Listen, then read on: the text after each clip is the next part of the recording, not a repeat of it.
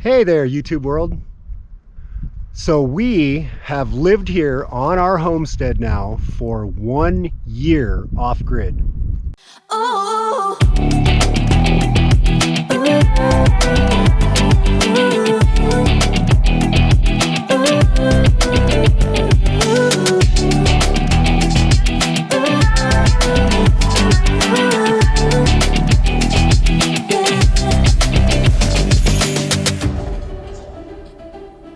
So after 1 year of living here off grid on the homestead, I'm going to give you my personal 6 things that I think you need to do to be successful living off grid on a homestead from my own experience.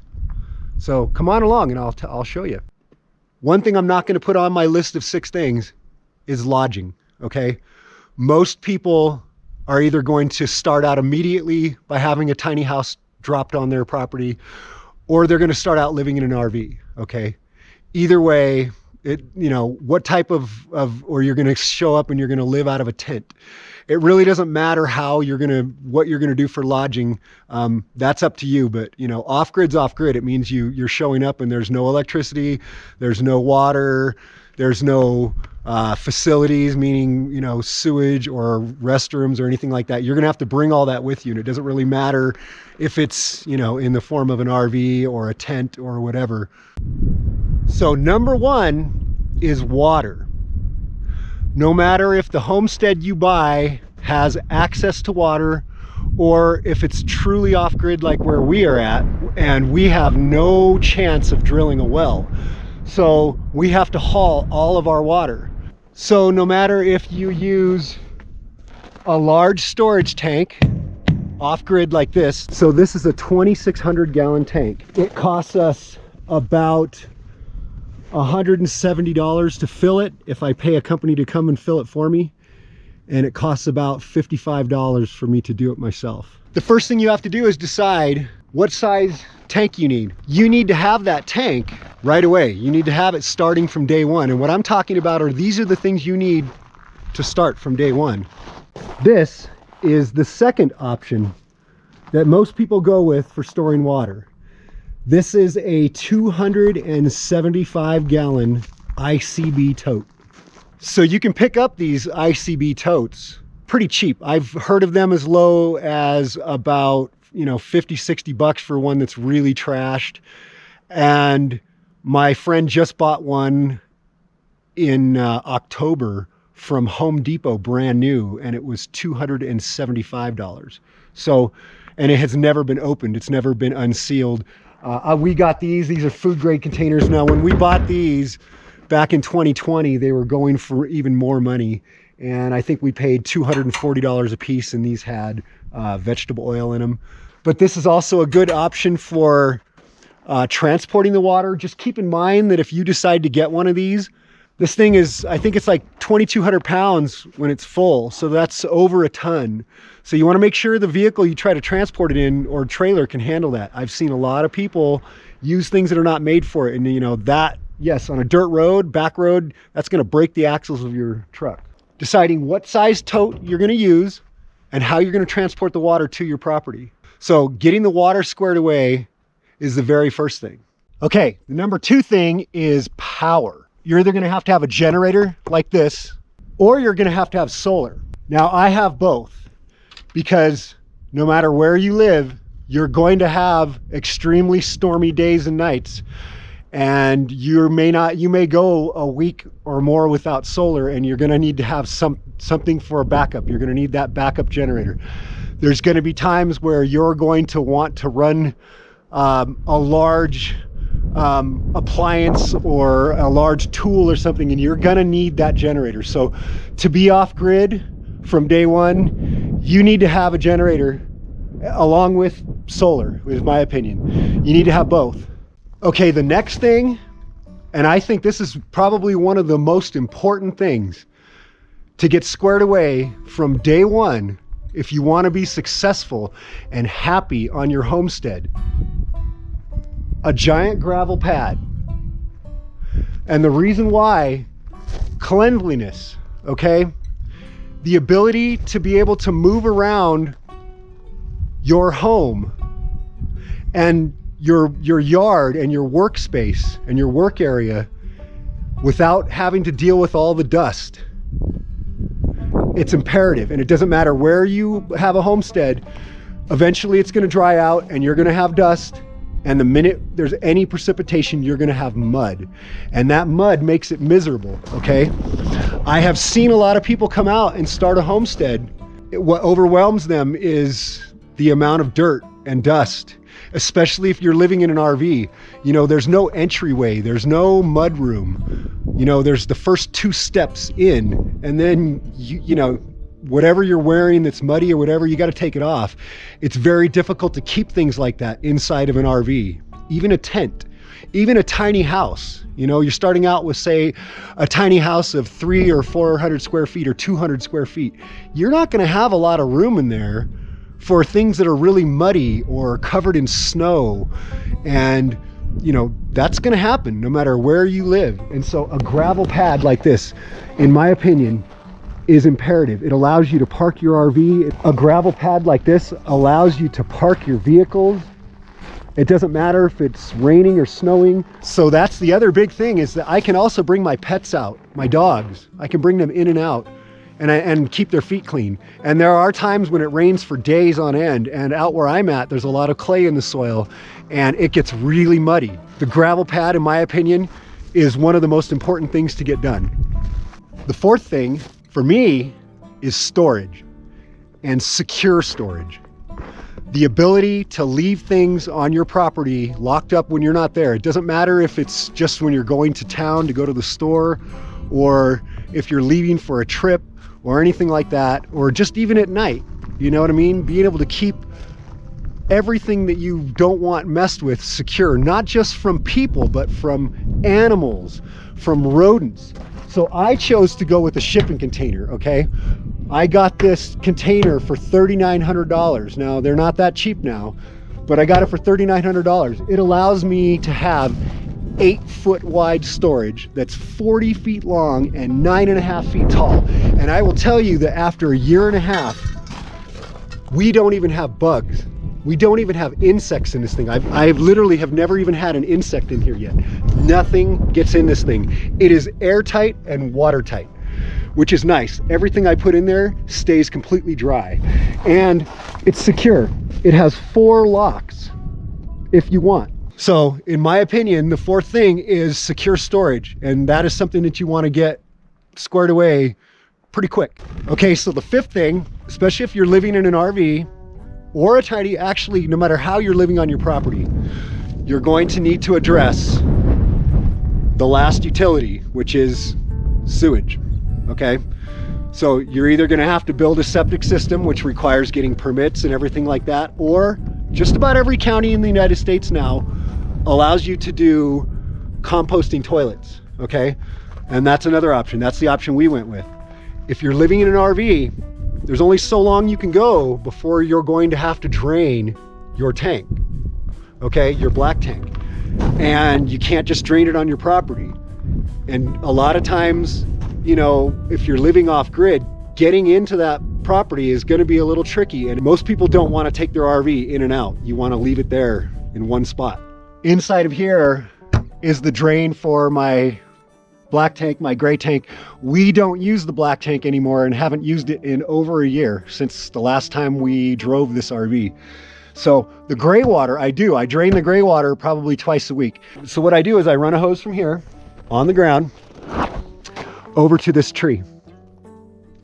And this beautiful pinyon pine is kept lush and green like this because it gets watered twice a week. We use natural soap so that it doesn't affect any of the plants or anything.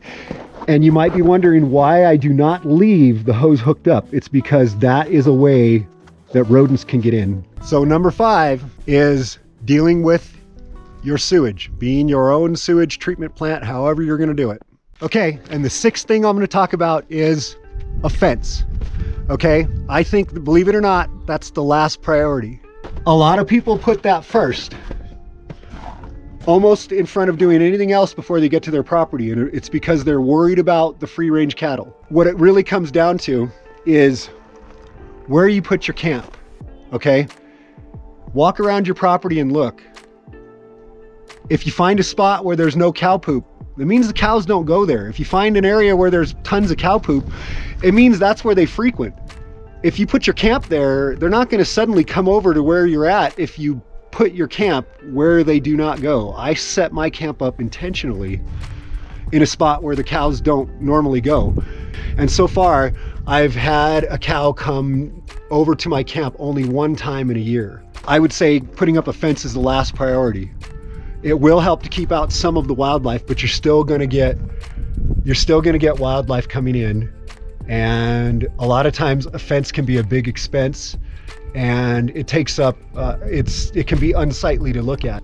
In addition to putting up a fence, it's how you're going to deal with the wildlife. You have to prepare yourself for that, because you are going to have, more than likely, no matter where you're at, you're going to have coyotes and things like that. So the biggest thing you're going to deal with when it comes to wildlife, and it doesn't matter where you're at, doesn't matter what state you're in, it's going to be rodents, whether it's mice or rats or both. And I will tell you, I've had this RV now out here for 1 year continuously. And last year I had it out here for over 6 months. In the year and a half this RV has been on this property, I have never had one rodent get in yet. And I have killed probably over 600 at this point. What I do is I use the flooding method. I have 10 traps that I keep outside of my RV, and I kill all of them before they get in. It's very controversial. I have so many people tell me that that's wrong. You're attracting them to come to the outside of your RV. You should put the traps inside. Okay, so most people, think about it. You put your trap inside, you have to put some kind of bait on it to get it to go to the trap. Now you're encouraging them to come in to get killed. I prefer to kill them before they ever get in, because remember, the trail that it uses to come in, it's going to leave its scent. The other rodents will find their way in the exact same spot. Rodents leave a scent trail and the other ones follow it. So I'd prefer to kill them all before they ever get in my rig. Just like ants. If ants come in, no matter where you are, find out where they came in and clean it with bleach. Okay, what that does is it destroys the chemical trail left by those ants. I have a lot of friends that have tried things many different ways, and every one of them have ended up with rodents in their vehicle. I have never had one in this RV yet. Like I said, over 600 killed, not one got in. My recommendation is put a bunch of traps outside of all different types and keep them regularly baited. After 1 year living off-grid, the best recommendation I have, if you want to find out if you're ready to do it and you want to find out how difficult it is, I have a challenge for you. Live the next 48 hours off-grid. Doesn't matter where you are. Doesn't matter if you're in an apartment. Turn off your breaker panel, put tape over your faucets and tape over your toilet, and don't use any of it. What you now have to do is you have to provide all your own utilities for 48 hours, okay? That means that whatever water you use, you have to go get and haul it in yourself, even if you have to go buy a container. You have to create all your own power, okay? Doesn't matter if that means batteries or you're living by a frickin' candle. No toilet. A bucket, go outside, figure it out. That's what you're gonna have to do if you show up on living off grid. And honestly, that's the hardest part for people. You know, we started out as nomads, so we kind of cheated. We already lived off grid in our RV boondocking for a little over a year and a half. So when we came out here to the property living off grid, we were already used to showing up on a bare piece of dirt and turning it into a home for 2 weeks and then leaving and doing it all over again. So to be honest, if you're a nomad, going out to live off grid on a piece of property is probably going to be pretty easy for you. It's going to be an easy transition. But for normal people, it's not. When we first hit the road, just like all nomads, the first 6 months that you live off grid in your vehicle, whether it's a vehicle or an RV or whatever, it's a huge adjustment and it's a hard thing. And a lot of people give up at that 6 month point because, you know, you really go through a life-changing experience at that point. And then after that, it becomes easy. So like I said, when we got out here to the property, you know, it was easy. And to be honest with you, the last year living here off grid, it's been easy. The only difficult part is wintertime. There's no heating system that's going to get your RV through, single digits without some kind of serious assistance. I'm sorry, but you're not going to do it with batteries and, you're going to have some kind of electric heat or something going on to keep your plumbing from freezing, unless you just winterize it and then you live, tent style. Me and the wife don't want to live that way. We have a washer and dryer in the RV. We want to do our laundry here.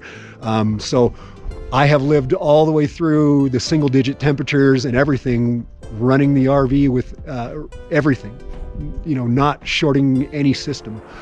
And it's been a bit challenging at times. There are times when, yes, you are absolutely going to have to run some supplemental heat. You might also notice that I put our water tank far away from the RV. I don't want to look at it. I don't want it right next to my RV. Same way as I don't want a propane tank from one of the propane companies. And I refuse to do the big tank from the propane company. And the main reason why is, one, they only give me a 100-gallon tank, so it's not that much. It barely gets me through a month during the wintertime. I have to pay over $5 a gallon. I get it for almost half that price by going and getting it myself. So I choose to haul the propane myself, and I probably always will. Those are the 6 things that I think are the most important. Try the challenge. Live off grid in your apartment, in your house, wherever you are. Try doing it for 48 hours and don't cheat. And it'll give you a taste of what it's going to be like when you're out in a place like this, okay? Anyway, if you like this video, please like, share, and subscribe. And thank you very much. And everybody out there, have a blessed day.